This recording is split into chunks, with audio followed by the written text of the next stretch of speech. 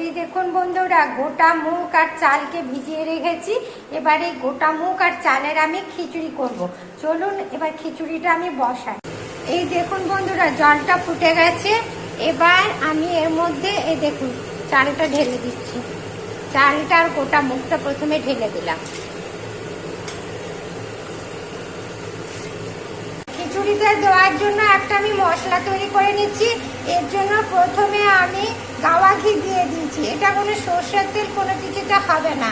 গাওয়া ঘি দিয়েছি, গাওয়া ঘিতে একটু চিনি দিয়ে দিয়েছি।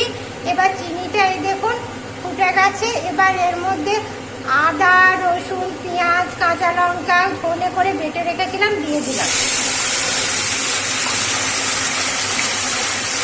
এবার এর মধ্যে সামান্য একটুখানি লবণ দেবো, কারণ খিচুড়িটাতে লবণ দেওয়া আছে। আর একটুখানি এই দেখুন হলুদ দিলাম, আর দুটো শুকনো লঙ্কা দিয়ে দিলাম। দিয়ে এটাকে আমি প্রথমে নেড়ে নেব।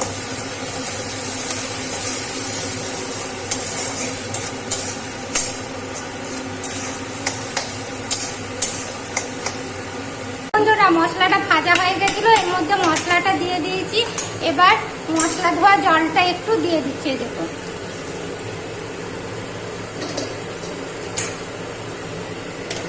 মশলাটা একটু অ্যাবজর্ব হয়ে যাবে, দিলেই আমার খিচুড়ি হয়ে গেল।